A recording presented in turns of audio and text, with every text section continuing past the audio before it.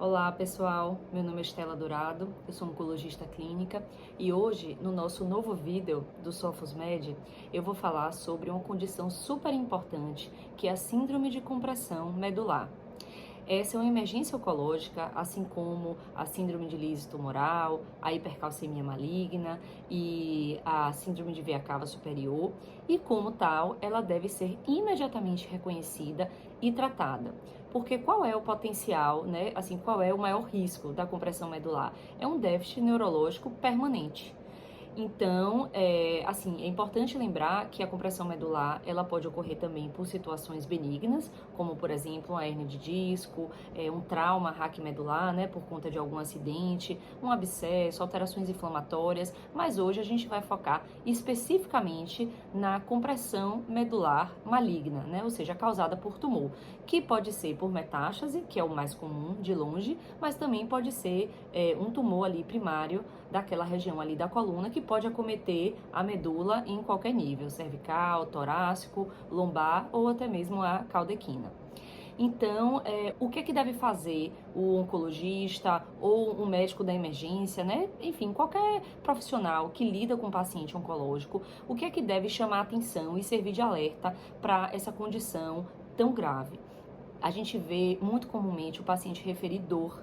Essa dor ela pode ser uma dor muito intensa, pode ser uma dor moderada, às vezes ela vem de forma súbita, o paciente sabe exatamente o dia que começou, um quadro mais agudo, às vezes é uma dor mais insidiosa, que ele não consegue especificar exatamente quando que começou, aquele quadro mais arrastado, aquela dor que ele vai ali manejando, tomando analgésico por conta própria, e ela vai piorando progressivamente, que é quando chega, né, quando ele chega no nosso consultório. Essa dor pode ser irradiada para os braços, para as pernas, pode ser uma dor em queimação, enfim, a dor é um sintoma super importante.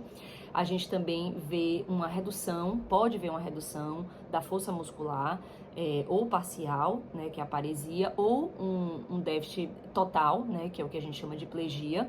Então, isso também pode ser ou mais agudo ou uma coisa progressiva. A gente também pode ver uma perda da sensibilidade em algum local, cãibras, formigamentos, e também em quadros mais avançados, perda do controle dos esfíncteres, né? Ou seja, o paciente pode ter uma incontinência fecal, uma continência urinária, então tudo isso tem que servir de alerta. Uma vez suspeitado, é fundamental que a gente peça uma ressonância de coluna, né? Não só daquela região ali que a gente acha que está comprometida, por exemplo, o paciente tem uma dor lombar, irradiando para a perna, pegando ali a região da bacia. A gente não vai pedir só a ressonância daquela região, a gente tem que pedir uma ressonância com contraste de todo o neuroeixo, porque às vezes o paciente tem compressão em mais de um ponto da medula. Então é importante, se ele tiver alguma contraindicação para fazer a ressonância, a gente pode lançar mão da tomografia, também é uma possibilidade. E em relação ao tratamento, antes de tudo, assim que tiver a suspeita, até mesmo antes de a gente ter o laudo ali confirmatório do exame de imagem, é importantíssimo a gente já fazer um corticoide. Geralmente se preconiza a dexametasona na dose de 10 miligramas, a gente faz um bolo de 10 miligramas, é o que é geralmente recomendado pelos principais guidelines, como o do NCCN, que é um dos que a gente mais segue, seguido de uma dose de manutenção de 4 a 6 miligramas. Geralmente a gente faz 4 miligramas de 6 em 6 horas e depois a gente vai ajustando ali conforme a evolução clínica do paciente. E o que é que o corticoide faz? Ele geralmente melhora, diminui o edema perilesional, melhorando um pouco aquela compressão ali medular e causando um alívio geralmente parcial da dor. Às vezes o paciente melhora algum déficit neurológico, então isso é super importante. Suspeitou, faz o corticoide, certo? Já na emergência, quem trabalha em emergência de hospitais terciários que lidam, né, muito com pacientes oncológicos precisa realmente ter esse fluxo, né, já lembrar de fazer o corticoide, lembrar de fazer a ressonância, porque a rapidez no diagnóstico e no tratamento é fundamental no prognóstico neurológico desse paciente. Então, uma vez feito o corticoide, como é que a gente vai definir qual é o melhor tratamento? Porque esse é um tratamento paliativo, né? No caso, o corticoide. A gente precisa partir para um tratamento mais definitivo. Então, como escolher se o paciente vai para uma radioterapia ou para uma abordagem neurocirúrgica, por exemplo? Geralmente, essa é uma decisão compartilhada, né? Não é tomada sozinha pelo oncologista ou pelo neurocirurgião. A gente discute entre si rapidamente, né? Porque não tem muito tempo, e obviamente com o próprio paciente, com a família, né? E essa decisão vai levar em consideração diversos fatores, como, por exemplo, a natureza do tumor, se é um tumor radiosensível, se é um tumor que é mais resistente à radioterapia, as características do próprio paciente, né? Se é um paciente que tem um bom performance status ou tinha um bom performance status antes da compressão medular, se é um paciente mais frágil, que tem múltiplas comorbidades, tem um risco cirúrgico muito alto, a expectativa de vida desses pacientes, né? Geralmente o neurocirurgião usa ali um ponto de corte de 3 a 6 meses de expectativa de vida para ver se vale a pena ter uma abordagem mais agressiva ou mais parcimoniosa, mais paliativa. E também se há instabilidade vertebral, né? Ou seja, se além da compressão, aquele paciente tem, por exemplo, alguma fratura patológica, se tem algum colapso vertebral. Então, isso é super importante também para a gente tomar conduta. Lembrando que aqui eu vou falar sobre alguns exemplos, né? Mas, obviamente, que oncologia é extremamente complexo, existem casos e casos, existem aqueles pacientes performance, com a performance limítrofe, com um tumor ali que é extremamente agressivo, mas que o paciente é virgem de tratamento. Então, realmente, assim, não tem receita de bolo para compressão medular. É importantíssimo envolver os profissionais, né, a equipe médica nessa tomada de decisão. Quais são as indicações de abordagem neurocirúrgica, assim, que a gente pensa de cara, né, as mais clássicas? Uma é estabilidade vertebral, né, como eu falei, fratura, algum colapso, a gente geralmente indica a neurocirurgia, quando o paciente, né, não tem grandes contraindicações. Quando aquele déficit é muito agudo, se instalou em 24, 48 horas, a gente também preconiza, né, no mínimo, uma avaliação da neurocirurgia. Geralmente ela tem resultados melhores na recuperação, controle de dor, então a gente sempre pede avaliação do neurocirurgião nesses casos. Quando é uma lesão, por exemplo, que é radioresistente, às vezes o paciente até tem um quadro ali que não é tão agudo, já está com a dor há uma semana, 15 dias, mas tem um tumor que é muito radioresistente, que a gente sabe que não vai responder à radioterapia de forma adequada, como, por exemplo, sarcoma, melanoma, câncer de rim. Então, nesses casos, a gente, mesmo não sendo o cenário ideal, a gente pede uma avaliação da neurocirurgia também. E a radioterapia, geralmente, a gente reserva para aqueles tumores que, obviamente, têm uma boa resposta, né? Linfoma, câncer de mama, de próstata, mieloma, tumores que têm uma boa resposta à radioterapia, aqueles pacientes que têm múltiplos pontos de acometimento e que não têm uma indicação de neurocirurgia como uma estabilidade, aqueles pacientes que têm um quadro de início de sintoma mais arrastado, mais subagudo, pacientes com performance um pouco mais limítrofe, ou alguma contraindicação à cirurgia, né, comorbidades graves. Então, e o desejo também do paciente, que a gente, obviamente, sempre lembrar que a gente tem que ouvir o que é que o paciente quer, né? Essa decisão sempre tem que ser compartilhada. Então, esses seriam os principais exemplos, lembrando que tem muitas situações que fogem aí desses exemplos que eu dei, a gente vai ter que analisar caso a caso.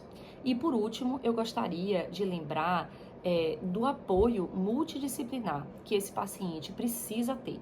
É um paciente que geralmente tem uma internação prolongada, muitas vezes é um paciente idoso, né? A grande maioria das vezes é um paciente idoso que tem outras comorbidades além do câncer e que, ainda que ele faça a cirurgia e que não tenha intercorrência, seja uma cirurgia tranquila ou ele faça a radioterapia internado, rápido, né, com o melhor aparelho, ainda assim, muitas vezes ele não recupera imediatamente, né? Muito pelo contrário, o déficit neurológico, né? Principalmente se era um paciente que estava, por exemplo, exemplo, sem andar. Ele não vai operar, não vai fazer a radioterapia e andar em 2, 3 dias, uma semana. Muitas vezes essa recuperação é lenta, ela é gradual, ela é progressiva.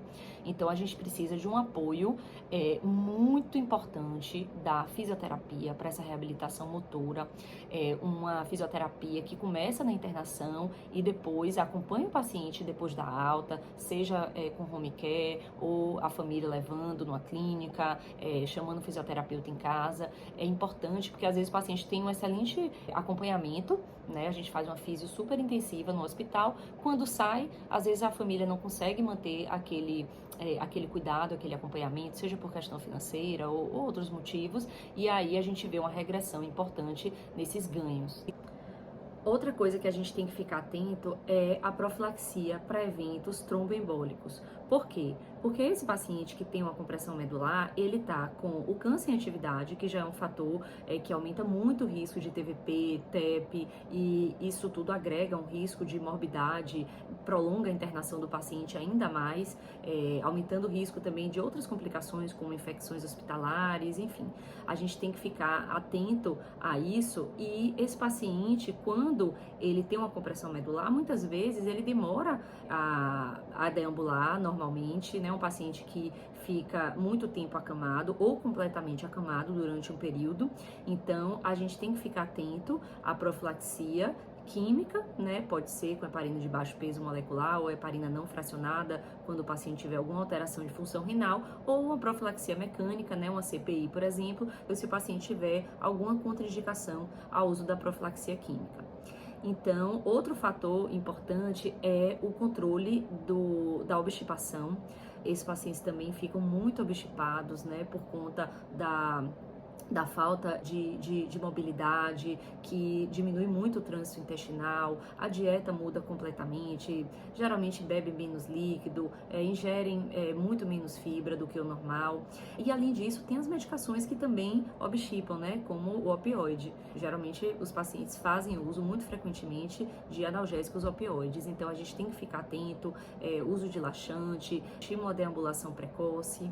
E por último, o papel também da enfermagem, né, nos cuidados gerais, da profilaxia de escaras sacrais, que também não são incomuns. Então, tá sempre estimulando o paciente a trocar ali de decúbito, né, mudar de posição, deambular precocemente, se não conseguir andar, pelo menos sentar. Então, todos esses cuidados são fundamentais para que o paciente tenha uma melhor recuperação e uma melhor qualidade de vida.